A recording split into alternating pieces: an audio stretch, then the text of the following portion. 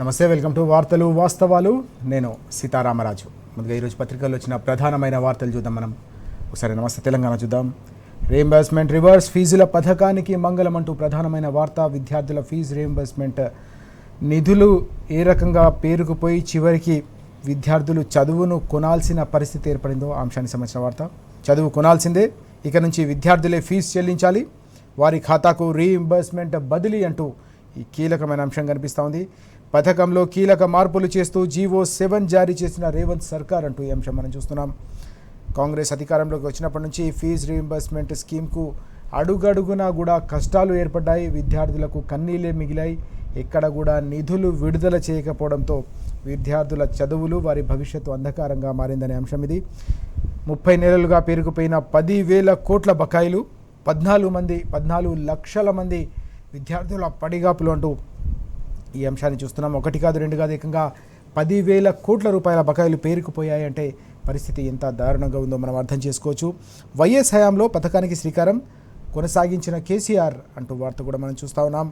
కాంగ్రెస్ హయాంలో ప్రారంభించిన పథకమైన ఉద్దేశం మంచిది కాబట్టి గతంలో కేసీఆర్ గారు కూడా ఒక మ్యాగ్నానిమిటీతో ఆ పథకాన్ని కొనసాగించారు.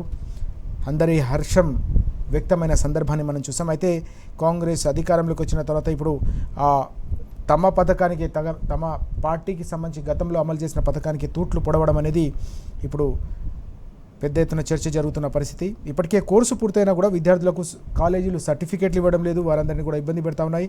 ప్రభుత్వ తాజా నిర్ణయంతో అందరికంటే ఎక్కువగా నష్టపోయేది పేద విద్యార్థులు, బడుగు బలహీన వర్గాలు, ఎస్సీ, ఎస్టీ, బీసీ, మైనారిటీ, అలాగే అగ్రవర్ణాల్లో ఉన్న పేద విద్యార్థులకే తీవ్ర స్థాయిలో నష్టం జరుగుతున్న సందర్భం మనకు కనిపిస్తూ ఉంది. ఈ క్రమంలోనే ప్రభుత్వ తాజా నిర్ణయంపై వారంతా కూడా భగ్గుమంటున్న పరిస్థితి మనం చూస్తూ ఉన్నాం. దీంతో పాటు మరలబడ్డ మక్క రైతు అంటూ మరో వార్త. ఎక్కడికక్కడ రైతులు తిరగబడతా ఉన్నారు, ఆందోళనతో రోడ్డెక్కుతూ ఉన్నారు. కొనుగోళ్లలో ప్రభుత్వ జాప్యంపై ఆగ్రహం వ్యక్తం చేస్తూ ఉన్నారు. నిన్న మనం చూసాం, నెక్కొండ నర్సంపేట ప్రధాన రహదారిపై రైతులు పెద్ద ఎత్తున రాస్తారోకో చేపడితే అక్కడ పోలీసులు వారిని సముదాయించే ప్రయత్నం చేస్తున్న సందర్భం కనిపిస్తోంది.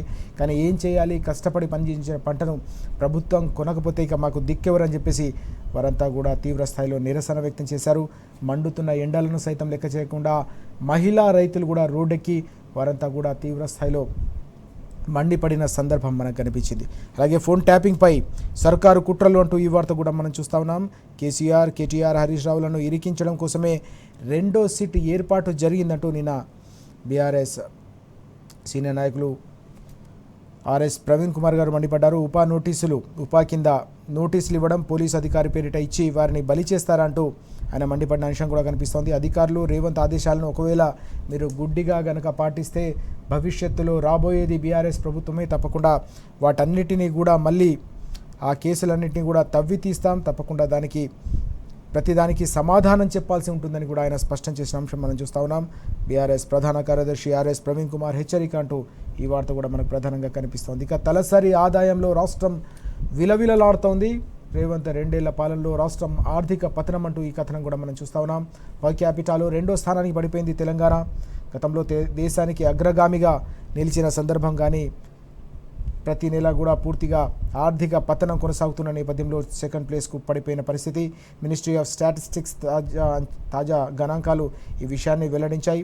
గతంలో 15.34% తలసరి వృద్ధి రేటు ఉంటే ఇప్పుడు కాంగ్రెస్ పాలనలో కేవలం 10% పడిపోవడం అనేది అత్యంత ఆందోళనకరం. ఇది అనేక అంశాలపై కూడా పెద్ద ఎత్తున ప్రభావం చూపించే అవకాశం ఉందనే ఆందోళన ఇప్పుడు అన్ని వర్గాల్లో కూడా వ్యక్తమవుతుంది. పూర్తిగా సంక్షేమంపై దీని ప్రధానమైన ప్రభావం, దాంతోపాటు మౌలిక సదుపాయాల కల్పన, అభివృద్ధి పనులకు నిధులు కొరత ఏర్పడి పూర్తిగా తెలంగాణలో పరిపాలన కావచ్చు, తెలంగాణకు సంబంధించిన భవిష్యత్తు కావచ్చు, పూర్తిగా అగాధంలో పడిపోయే పెను ప్రమాదం పొంచి ఉందనే ఆందోళన ఇప్పుడు అన్ని వర్గాల్లో కూడా వ్యక్తమవుతోంది. ఇవి ఈరోజు మనకు పత్రికల్లో ప్రధానమైన కనిపిస్తున్న వార్తలు.